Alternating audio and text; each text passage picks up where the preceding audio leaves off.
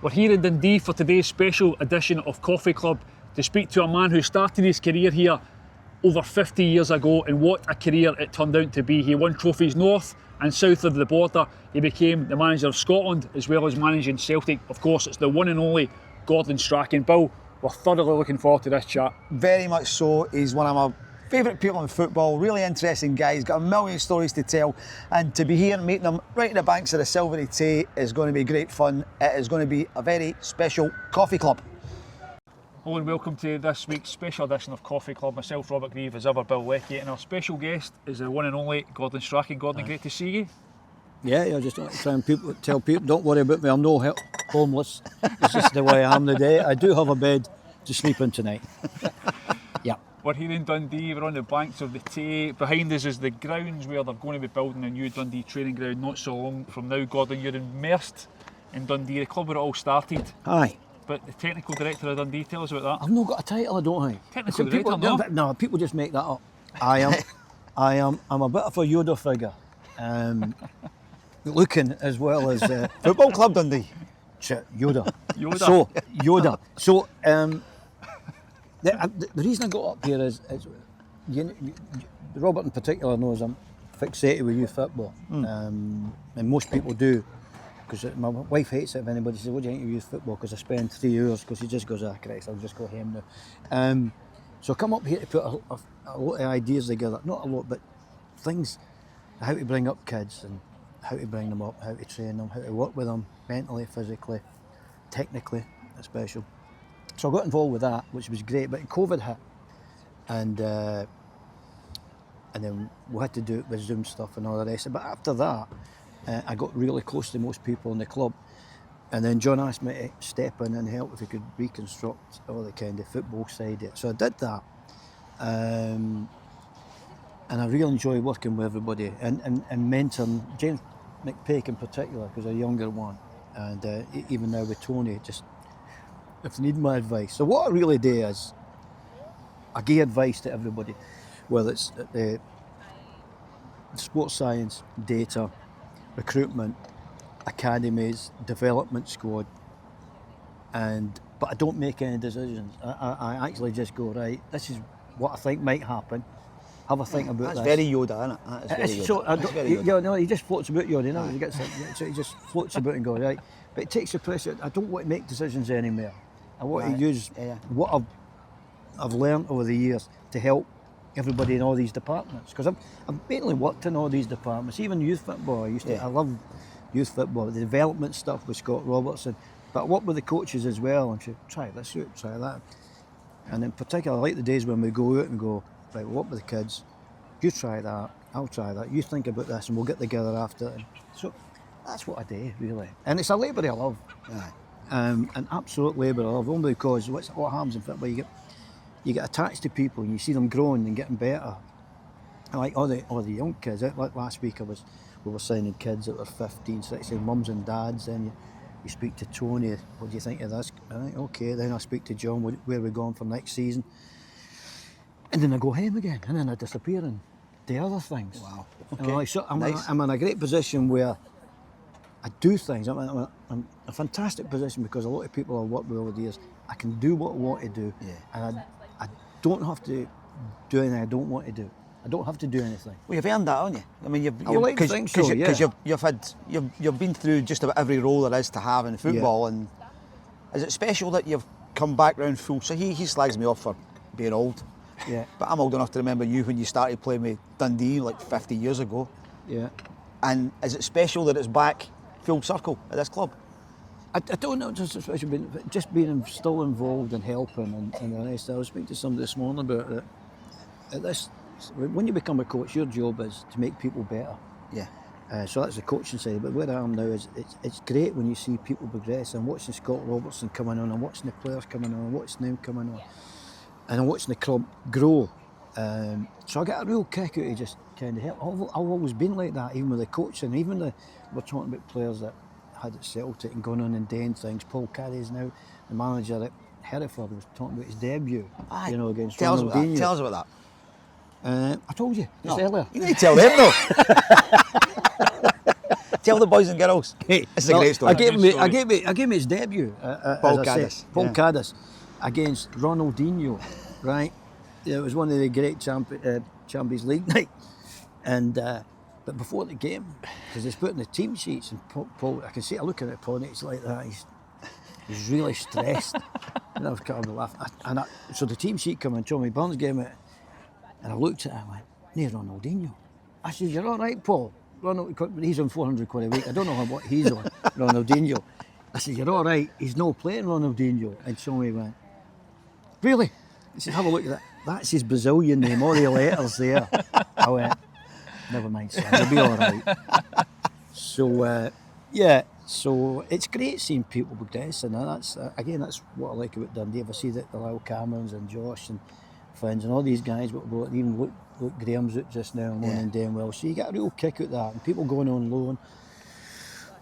So that's what I like doing. I like to try and make people better in what they do and get a wee bit of what I got as a player. The topic of youth development, Gordon, is oh, always... you shouldn't. There's no enough battery in that camera there. Right, we've had the conversation. We've had it many a time. Many a time. What is the single most thing that has to change in your mind? Because there's not enough young players coming through in Scotland. I do think the coaches are working. I think I made mistakes. So we're not working hard. What I meant was we're not working hard, more technical side. And I meant the younger players working.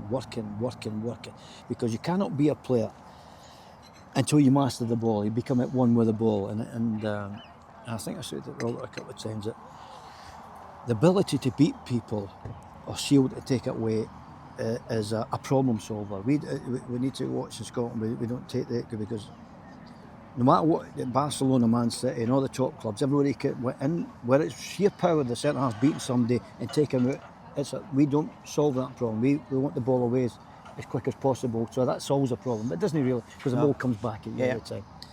I was saying to our Gav when they played Dortmund. What was it, 7? What was that at the beginning of the season? Last season, September. So I said, well, we're talking about. I said, well, if you look at it, they started all their moves by their centre half beating your players. Maeda was gone for a start, and he would come out with it and go pass, and into people and go, well, how'd that happen? Well, everybody in that Dortmund team could beat you somewhere along the line. So the beating of the players is not a case that you run up to them and dribble with them, and that's what they think. It's not. It's being able, when you have a problem and you're isolated, can you do something and get out with the ball? Because that breaks up everything. It breaks up teams because we usually stop people passing. That's what we do. But if you can beat somebody under pressure, so that was the kind of thing the most important thing is technique and being one with the ball, the ability under pressure to beat people. I think if you look at the Greek team, they didn't outfight us, they didn't out-tactic us, but they out-techniqued us at times where when we got close to them, they could come out of it. And do something for there. So, but top teams, as I said, Dortmund and the centre halves can beat you, which breaks up the press. That press, if you can beat them. So that's the kind of thing. Who taught you to do that, or did you just? What, dribble? You talk about mastering the ball. Myself. Just yourself. I become one with the ball, and I've told Robert this a million times that the average touches in a game of academy football for a midfield player, that's a midfield player, touches, I'm not talking about actions, it's probably I did it with it was at SFA, and I got somebody to check it. It was 60 touches, and I went and checked that within half an hour I could get 1,000 touches off a ball. 1,000, right? So you get 1,000 touches. So really in half an hour I could get the equivalent of 14 games of football. Wow. More than 14 games of football in a half an hour. And what, as I say to you, the coaches, I know for a fact they work hard, but if you really tell me that travelling from Ayr to Aberdeen, which takes 4 hours to get there, 4 hours to get back, is probably equivalent, every hour you travel, 8 touches of a ball. Are you trying to tell me that's got to help anybody? 8 touches of a ball in an hour. That means if you travel here now down to Stirling, you say to your son, "We'll get out and keep the ball up 8 times." All right, get back in again. Up the road. Yeah. So that 8 hours could be spent by being a better kid, enjoying people's companies, playing another sport, playing golf, playing tennis, I really don't think you have to travel more than 50 minutes radius to enjoy your football and get better. Because I was going to say, because right now people are talking about, there's the whole debate about league reconstruction and changing the size of the Premier League and the Championship and the leagues in general. Is that the problem? Is that where people should be focusing on it? Because there's an argument for making the Premier League bigger that they maybe which I thought wasn't right for a while, but the more there's arguments for it and bringing younger players through, and you probably say there's dead rubbers in there. Yeah, but you could probably introduce younger players. Depends what you want. Do you want better players to play for Scotland and get better and go around the world, or do you want financial package that people want to see around the world? You know. And that means making it harder for Celtic and Rangers to win and give them games. So there's arguments for a bigger league. There's definitely no, but I really don't know the answer to that. But on the youth thing, I really do think, if you think about it, if you say to your missus next Sunday when it's pouring the rain, lashing the rain, a bit fog and that, you're waking up at 6 o'clock in the morning, you fancy go to Inverness today? What? Yeah, Inverness. Aye. What for? I watched my son playing half an hour of football. Really? Are you daft? But people are doing this for 8 years. All the time. And God, there's some weekends where your kids go up from the central, from the west to Inverness on a Saturday, and then maybe go back and then go on Sunday again to play for a different age group. It's beyond ludicrous. It's beyond ludicrous. You can, if you think, and you know, this is when the dinosaur bit comes in. If you think about Dalglish and Aiden McGeady and all these boys never come out of the Glasgow area and produced these wonderful football players, the same in Edinburgh, he played in that area. So I don't know why we're travelling around Scotland to play a game. It's like I went to see Atletico Bilbao because I studied their use. So what'd you do? So we're playing a Saturday, and how far do you go? 50 minutes. So what happens? Well, there's only 5 teams up in this area. So what else? Well, we play against youth teams, but their boys are a wee bit older than our boys, and then at 1:30 on Saturday, that's you finished. Now you could be going to play golf, play tennis, be with your family, be a more rounded kid. Yeah. And there's not so much pressure to being a football player, but if you think you're taking your whole family up to watch, maybe, say if you're a sub, you get 30 touches of the ball on the way up there, but you're taking the sister and the brother, the siblings along as well, mums and dads. So the whole thing is revolved around these 30 touches of football. Whereas I said to you, a half an hour, you get 1,000 touches. So you talk about pressure, and you can't be a football player until you master the ball. So the pressure just now on kids in academy seems to me from the outside to be pretty high to succeed at a very young age in a very quick period of time. When you were a 12, 13, 14-year-old wanting to be a pro, did you feel under pressure, or were you just enjoying your football? No, I never thought about being a footballer. I dreamt of being a Hibs player. I dreamt about playing for Hibs and scoring against Hearts. Right. That's the only thing, that was my only thing that I wanted to do. Now, how'd you do it? I don't know. But at that point, you only become realistically thinking about being a player when you got to sign an S form. That was about 14 or 15. Right. So it was only time, I think I could be a football player at this point. Before that, it was enjoyment and all the rest of it. But we didn't have the targets. The targets of them was mine was to score against Hearts. Right. It wasn't to have a house, a wag, a this, a that, and everything. And so that was it. It was simplicity at that point. There was no. So me, if I had my own way, I wouldn't have academies till I was 12. Okay. I'd have schoolboy football and youth football. Mm-hmm. Schoolboy, you just use your own imagination because we could play anywhere. I'd say on a Sunday morning, I could be Jimmy Johnson, I could be Pat Stanton, Colin Steen. Yeah. I could go anywhere I wanted. Nobody tell me where I played. So I got a better idea of where I could play in a pitch and enjoy it. And I got kicked. There was no referees at 6 to say, that's a foul. No, he just went, oh, Jesus. Kick him back. When you got kicked, no, I'm not doing that. You were kicked him back, no, you? No. But what I did realise after a wee while, I better pass the ball now because this is getting sore. Now, you can't take it back to that, but I think if you could strip it back to an organised, that kind of, but I've youth football, playing with your youth team, never come out of this area and playing in the Glasgow area, playing in Edinburgh, playing Dundee, Perth area, schools, brilliant, get the school back playing again, and academies about 12, but what they really worry about now is, are we missing out on money? If somebody's 12, we're missing out on somebody. But Gordon, I think Gordon, they what can happened do to you when you grew up in your house in Edinburgh? Yeah. You ended up. Still go back. Yes, I'm See- still see there your a lot. mum? Yeah. Your mum's still there, is that what She's still there. Absolutely. Same place. Yeah. Brilliant. So I'm back there a lot, really. Yeah. But you talk about you grew up wanting to sign for Hibs or play for Hibs. Why Yeah. did you end up signing for Dundee? What happened? Why not Hibs? Well, my dad met Eddie Turnbull, and that was it. what happened? I don't know what happened, but my dad met Eddie Turnbull. I was sat outside the Hibs office. I was sat like that, and I just heard everything kicking off. I mean, everything kicking off. Then my dad went, "You're not playing for that man," right? And out the door. So you were there as a young Hibs. I was in S form, but he didn't do much. Aye. training But as you such. you were expecting to sign for I was Hibs. expecting then? to sign for Hibs, which was Which was your dream. Yeah, of course it was. So my dad would go, whoop, no, oh, right, okay, what do we do now? Right, okay, so we signed for Dundee.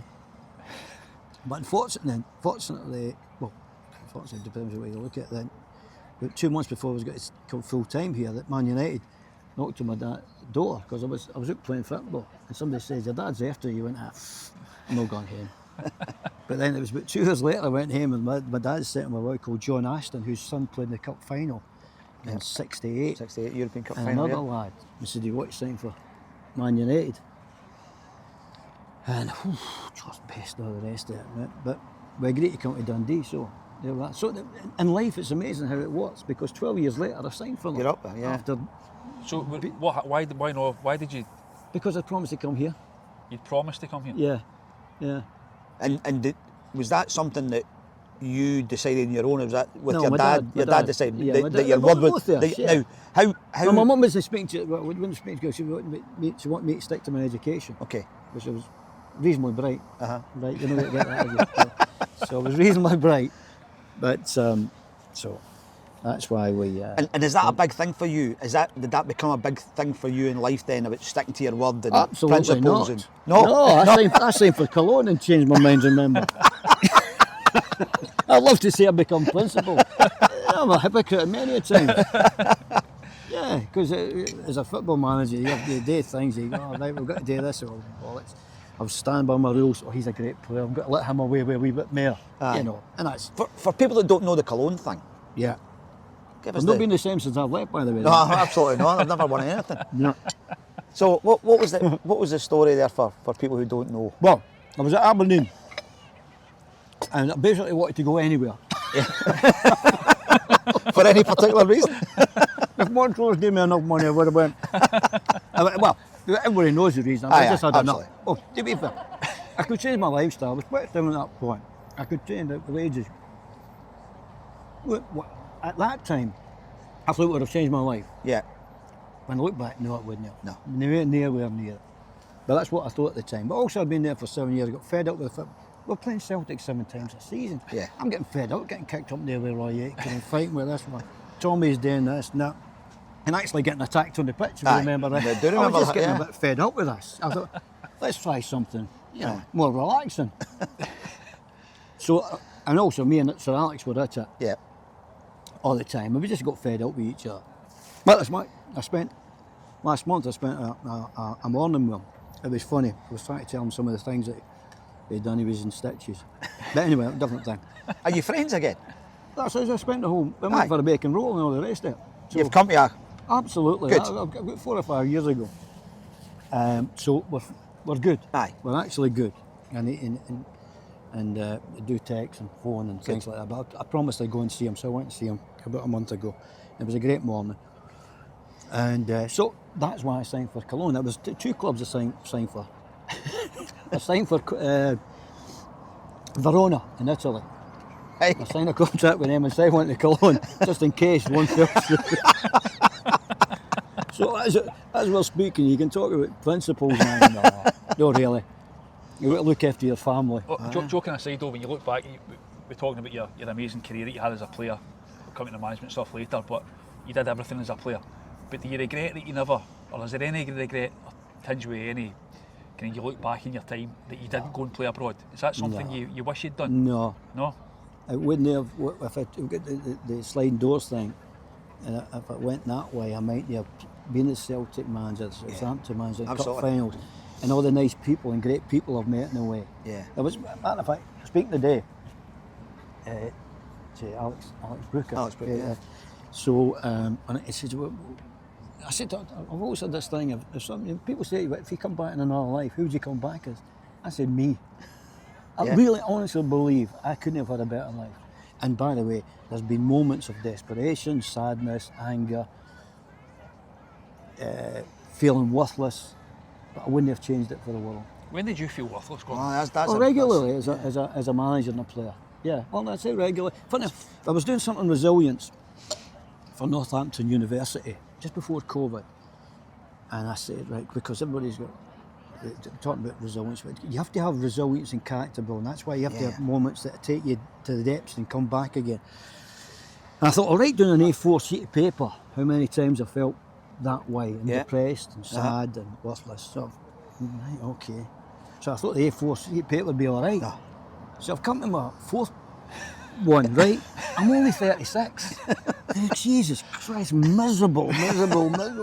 Funny, but I didn't put the funny bits in. But if you put the funny bits in the laughter and all the times you're feeling good, it far outweighs that. But you have to go through all these things to be able to deal with football. It's like defeat and victory in football, isn't it? You don't appreciate the victories until you get a right good doing on a park at some point. Yeah, well, it's not so much that. You have to have this, and you feel like, even when I was a Celtic manager, sometimes this is as bad as it gets, but somehow in the back of your mind, you've survived things like this before, Gordon. You're all right, you're all. But also in your personal life, you get things like that, and you go, how do we get through this? Well, you've been, and that's why I worry about kids. They've never been tested resilience-wise and actually told, no, you can't do that, and this is there's consequences of your action. Yeah. It's not everybody else's fault, it's yours. And I think once you realise what's your fault, because how many times I was in this morning, how many times I've wrote letters to people apologising for my behaviour, referees and other managers. Right, okay, there you go again. Right back at the start when you're talking about working with the kids, you mentioned it briefly, working with the mental and the physical side of it. And you mentioned there again the difference in kids now from maybe a generation or so ago. How much have you learned that you can pass on to them about the link between mental and physical health and behaviour? I can tell them that life's never got to be, because when they come to football, it's got to be like that till you get the first team. It's nothing like that. It's there, it's up, it's down, it's there. And you have to have that, because as I said to you, once you get to a situation like Slaven Bratislava, it's Celtic. You can laugh now. Oh, do you mean I've been laughing for 3 weeks after it got that bad, you know. No, 3 minutes after it. No. That's when we remember that night. When that journey back on the plane. Oh, it was horrific. I mean, horrific. You know, where do you go with life and that? You're embarrassed and you've let people down, but you come through it somehow, and you end up doing all right. So but you've got to explain to the kids that, and kids nowadays, that depression and sadness is no mental health issue. That is something. That's called situational depression. Correct. There's clinical depression. Yeah. And we'll probably hear no people who have got clinical depression, but situational depression is the manager's sad. They win on Wednesday. They're feeling good again. They have to point out this to kids, what the difference is between sadness, depression, and clinical depression. And you're right, responsibility, consequences, actions, they all come together, don't they? But it's like, but the depression thing is, it's like a football player. No scope for depressed people asking him questions, getting interviewed after the game. It's depression. Score 3 goals, I'm fine again. You know, but clinical depression is the difference together. Yes. That comes on. One of your favourite expressions was always kind of surround yourself with good people, kind of be a good teammate.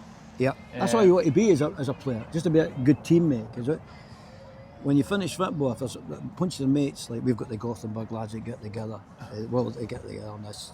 I'm listening to McLeish's garbage, and Simi and that. So, and all I wanted to be, if they when I'm gone, and I'm sure that Alex and Willie are the same, just being a good teammate is a great thing. Yeah, that's what I was going to come to, because that kind of group of men that you were so close with, you're still so close with them. Do you know what happens when we meet? Physically, we've always changed, right? Willie's not got the perm anymore, Big Alex put a bit of timber, so is Mark. But their characters never change. It's the same people, just in funny suits now. Body suits. We're on different suits, but in there is the same character. And they characters, so, do you know, none of us have ever said we were bullied with Alex Ferguson. No. Which we were. Yeah. Completely and utterly bullied. But bullied by today's, not by then. No, then no, you didn't even see no, it. No, even then it was bullying. Oh, really? Beyond. Okay. Right. I think him and Jim McLean used to say how big a bully they could be, because I used to speak to Bully Kirkwood and start and go, how nuts is your manager? Wait till I tell you about this. Right, okay. But none of us have actually said we've been bullied, you know. Okay. None of us have actually said we were pushed, driven, cajoled. I did at the time think I was getting bullied. Yeah. Yeah, but when you look back at pushed, cajoled, whatever you want to call it. Did you accept that it was for your own good? No, No. I hated it. You hated and it, I used okay. to obviously chip back at a couple of times. Though, and Couple of times. A couple of times, yeah. Which is, yeah. But again, these things when I speak on the road and all that, when you talk about these things and you're rolling about laughing. Aye. It's hilarious. And even when I was talking to Alex a month ago, and I was telling him a couple of things that he couldn't remember. Honestly, he was in tears. He said, did I do that? I went, you did. Right, okay. And it was, but was it bullying? But I've always found this point, which I'm on a rant now, that I look at all the Andy Murrays, the Hoys, all these McColgans, and when you see them training and getting pushed and cajoled, and the cyclists and things like that, they're never bullied, you know. No. It seems to be the ones who have not been successful. And I'm not generalising that, but I will look at it as the ones that have not been that successful, looking for something that explains their lack of success. So you use the word resilience. Is that what resilience is? The ability to cope with those situations and how to get over it as quick Yeah. as you can. Now, it's not just it's at your school. Uh-huh. It's at your, the first time. in the street.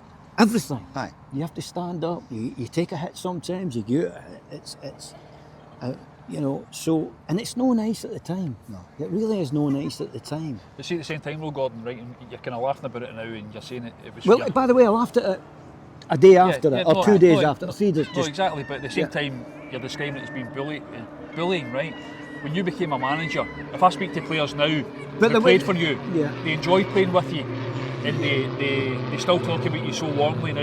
I know you do with Sir Alex now. Yeah. Did that impact on how you became a manager and how you managed that maybe not to be so tough on them, even though you were tough at times? You were obviously Yeah. into your discipline, and there was rules that had to be followed. But did it impact in how you managed personally? I was never like so. And when I say bullying, within that bullying, there was real knowledge. Yeah. You know, I mean, there's different somebody saying it was this, that, right? We got bullied into winning. And someone said, how do you keep winning? Well, we're scared to get beat. Aye. That's a big thing, isn't it? Scared to get beat. Absolutely scared to get beat, because if you didn't play it, that was your livelihood. Yeah.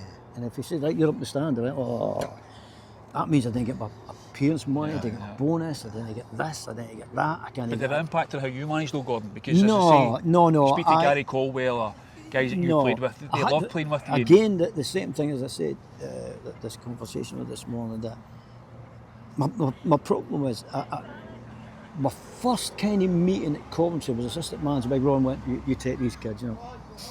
You take these kids, have a talk with them. So I went in, it was after Notch Forest, and I went into a Fergie rant.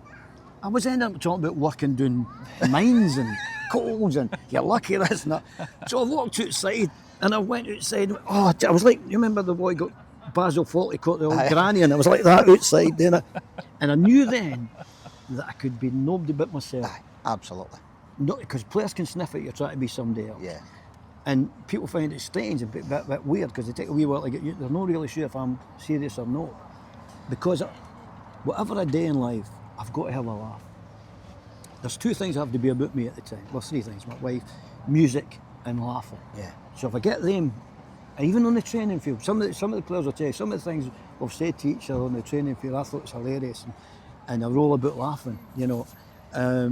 So I have to enjoy my problem is my image is, because I laugh and joke so much, people say he's not very serious, doesn't take his job as serious as some people come across and go, he's very intellectual. I take what I do serious, but I don't take myself serious. Yeah, that's the difference, isn't it? I can laugh at me, and it's easy to laugh at me, as we were talking about earlier on. It's funny when you're talking about rants. So I remember, and he'll not mind me telling you this story, but Gary I probably Caldwell, who I've gone really well with. Maybe you will. maybe in the phone later on. He used to say you could always tell when you were going to come in and kind of go off in one when you walked into the dressing room at Celtic and you were eating a bit of fruit. He says it was. We weren't sure what we were going to get until you walked in. If you were eating a banana or an apple or whatever, here he comes, you know. And he was all kind of duck for cover. You'd finish with a bit of fruit, throw it in the bin and start Bobo, you know, get on it. So when they start with Bobo, let's get that right. Wait, I'll be a year about 20 in Bobo. You're not aware of that, no? No, but it's great that you say it's great. Did like I said, did Fergie have a tell like that, a kind of a giveaway that this was going to be a cough? A cough. A cough. Right. He had this nervous cough. Right, okay. You go, oh, here we go. and it's they had the hairdryer and all that, which was quite frightening at times. When they shoot their black shoes pointed at you, no. And you seen Miller and McGee leaving you either side of you. Oh no, I'm on my way here. You had, from our point of view, as you were going through your time Celtic, Scotland, you had a different relationship with the media in both jobs. It felt as if a little bit more strained when you were at Celtic, and a lot more open at Scotland. Yeah, I did feel that most of the journalists watched Scotland do well. Aye. I think there were absolutely no interest in me doing well at Celtic. I'm not saying they were against me, but absolutely no interest in me doing well. I just felt at Scotland, and I kind of got that vibe. It was all right. Yeah. So I was okay with that because I knew that it was. But in that Celtic Rangers thing, you always knew there was an angle coming. It wasn't fair. There was 1 against 30 because I know you plot. If he says that, I'm saying that. You say that. Still he fancied say your that. chances to be So, fair. right. I used to go sometimes. Right, You come on in. You didn't lose many. And the funny thing is, like, it's great when you win a game like against Rangers. You go in and go, Come on then. come on, tell me I'm rotten now. You know, ask me about my winning tactics rather than my losing tactics. You know, it's like the time when we beat Rangers at Ibrox, and you think this is brilliant. What I get at them. So you get to the press going, right on you go, ask me. We've just won it to about 9 points clear. And somebody said right away, Arthur Boruc. What about Arthur Boruc? His t-shirt. What about his t-shirt? What has he done? So what has he done? So I'm like, okay, what has he done? Oh, he's come up with a t-shirt of the Pope. And I went, oh, for Christ's sake. And the man when I saw that, I said, well, could be worse. It could have been Myra Hindley, you know. And which is a fair point. But just when I was ready to take his on, oh God, here we go. When you became Celtic manager, Gordon, was that when you knew what Scottish football was as a player, and you'd obviously get down to England? Was that a big decision for you to make to come back up? Or was it an easy one? No, it was easy, really easy. But what I didn't realise the intensity, because most of my stuff was Dundee, Edinburgh, Aberdeen, so I didn't really get this intensity which is in the west coast of Scotland. What, even with the guy ran on the park at Parkhead and tried to bat I just thought it was personal. Right, okay. I just thought, well, to be fair, I probably deserved it, to be honest with you, because so that was a fair smack. Yeah, it was a good smack, by the way. It wasn't like it was a normal, you know. No. Wasn't any ear punch. And the funny thing about it is, you know, we talk about mental health now and all the rest, and nobody asked me about my mental health. Where were you in the last half hour? I just got punched in the face. I just got whacked in the coupon. You know, you all right, okay. I didn't play with it. I've been attacked. You know, nobody come and see me for the health thing and all the rest, the doctors and all that. Just get on with it, for Christ's sake. It's only smack the face. All right, okay. So I wasn't. Was it a no-brainer though to take the job? Was it absolutely, because it's but then I didn't realise what entailed. I really didn't. I didn't have a clue. And anybody thinks they've got a clue before they go in. Is that right? No, I didn't have a clue how intense it would be, how intrusive it would be, how so many people are talking about your psyche, what you are as a person. You don't know me. No. Absolutely don't know. You know me as a guy, you're an interview and I look at that, but you don't know me. And I do have feelings as well, and I do get upset. And people say, people say, well, it's like internet now. I wouldn't go on the internet. No. But what I did when I got there was I didn't read any papers, didn't TV, radio, nothing. So I could just get on with my life. I knew what it was like, what out there. It's like if you go along and I'm on the motorway, you see a car crash. You don't look at it. No. Because you know what's good, but I know what's there. Yeah. But if you look at it, it gets worse. So I felt if I did that, it would affect me as a person with the players. I've got to walk into Celtic Park or any manager and go, I'm fine, I'm ready to go again. Nothing affects me. Because you set the tone for the whole building, the whole club. Well, there's a question that we've asked other people as well. Who manages the manager? And I'm not getting an original one. Oh, Goodness sake, this has been done before. You'll be a better answer though. I don't think so. No, who manages the manager? Who gets the manager? Nobody. So who would you turn to if you were taking a battering? If he's just giving you another 3 out of 10. No. Nobody. No. I'd probably go to Howard Wilkinson. If it's tactical, I had a problem with a player and all the rest of it. The other thing I had to deal more. Leslie would try and help, no doubt about that. But she'd say silly things. No. No, a player manager at Coventry. And get in the camera. At least you won the worst player on the pitch. Oh, he's really good. He's great. So, nobody can help you, trust me. No. No. And that's why I do think that sports psychology is all right as a manager, I think. It's all right as an individual. And I've got that. But at that time, no, I was probably Wilkinson's probably the only one.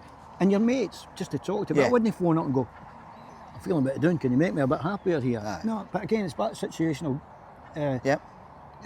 depression. Yeah. So when I win again, you don't need anybody. I'm fine again. So I just have to deal with these 3 or 4 days. Yeah. To get over it. You know, and that's, it's like the Sloan Bratislava. I literally never come out of the house for a week. I just sat in that settee thinking, what have I done? You know. At the same time, you work with some wonderful players at Celtic, Gordon. I mean, who sticks in your mind? I mean, when you think back to that time, there was a proper team. There was, Martin's men were a real man's team. Physical side as well. We had to change it. We had to change the whole thing because of the funding. Because at that point when I got right, we can't do what we've been doing. We need to run it as a business. Yeah. Which is right, okay. So we did that. So we had to change it, and the younger ones had to come in, and you had to get reliable ones like Paul Telfer, who was people that his value for money was phenomenal. You know, we went to AC Milan and drew there one night. Well back when we got beat at extra time. There was players at our club earning more of that whole back four than that night. One player was earning more than that back four. That's the way it changed it. But I thought they were all great lads. Colwell, McManus, Nakamura was a genius. Yeah. You know, Aiden was a great football player. I know, people say I didn't get on well with it. Okay, I've got that. But I played him every week because he was a great football player and he worked hard and all the rest of it. Is it fair to say you didn't get on with him? No, I didn't. No, and he didn't really get on with me. But that's no taken away from it. I played him all the time. What was that? What was the? I don't know. Just people. Did I see a bit of me in him? I don't know. And maybe because you're looking at the other like, what are you doing? So maybe it was a bit of that. But so I'd love to sit down and have a cup of tea with him, which we've all over the years. But he was a fantastic footballer. Is that how you'd like to sit down and maybe just talk about it? We've bumped into each other now and then. But it's not a case of, well, it's like a summit meeting and all that. And if somebody said, wonderful football player, great one, you know, he's worked hard, did things, won games for us. Because remember the League Cup final once where the Rangers thought we got to play Samaras and Big Jan Vernie, then they go to Hesselink. Now, people talk about, well, the manager doesn't get on me, I'm not playing with. Well, it couldn't be further for the truth, because these two I loved, I would take to a dinner party, right? And if then how don't it's a Hesselink and Samaras brought my daughter home, I'd go smash it. But if it was Scott McDonald and Aiden McGeady who had played up, I'd go, no, you're not bringing them in the house. But I played them because I thought the width at Hampden and the running and all that, so I played day two up front. So I'm picking two guys I really like, and ones you go, right, okay, you wouldn't bring them to dinner party, but I play them because I think I can win a game of football. Right. And they were great that day. We beat Rangers 2-0. They were fantastic, the both of them. You know. But it's maybe similar to what you said about Sir Alex and sitting down with him. And so is that maybe similar with Aiden, that you're maybe at this stage of your life? Maybe is that looking too deeply into it, that you're maybe trying to just? I don't like no getting on with people. Yeah. I just like people. And there's probably, and Aiden's not one of them, there's probably 2 or 3 people I wouldn't like to be in the same room now. over 50 years, and Aiden's definitely not one of it. Seriously? Absolutely not. Well, there are 2 or 3. I know I'm not telling, but No, no. I wouldn't even worthwhile talking about Well, these 2 or 3. again, not naming names, but in your really successful teams, when you won everything at Nakamura was a genius as well, by the way. but if when you won everything at Aberdeen, that team, Yeah. and when you were winning stuff at Man United, Yeah. did you all need to get on with each other, or was there people who were out of the clique? No, Or, no, they were great. I was with it, Whiteside, Nasper Olsen, Frank Stapleton, just the other week there. Nathan Albertson. Great guys. They were great. The Aberdeen guys were magnificent. As you know, we all get on well together Yeah. now. And somebody used to say, who's the joker? Nobody really. No. Well, it worked as a kind of, Collaboration. Yeah. it was. It all come from different and that's how it spark off with works. somewhere or during the, yeah. And they just sparked for about 6 or 7 lads. It was the same at Man United. Well, the problem with them was trying to get them sober to have a laugh. That was the problem. They were great guys. Whiteside, McGrath, Robson. Easily world-class players. You know, easily world-class. But the common denominator in all these people, they're all good people. Yeah. That is the secret again. You know, for all the data you get in recruitment and all that, are they good people? Tell me they're good people. Have they got intellect? Because intellect, but have they humility? Humility helps you get better. If you don't have it, if you think you're that good, then you're not going to get any better. You know. So, Well, what was that question, by the way? Well, that's the end of that question. That's the end of part 1 in this special Part edition. one? Part 1 of this special edition of Jesus. Coffee Club. We're going to replenish the tea and the coffee, and we'll be back in part 2. Like and Yeah. subscribe, please. In the Hoping comment it's still section- got to be a bit in lighty. the comment section below. We'll be back after this.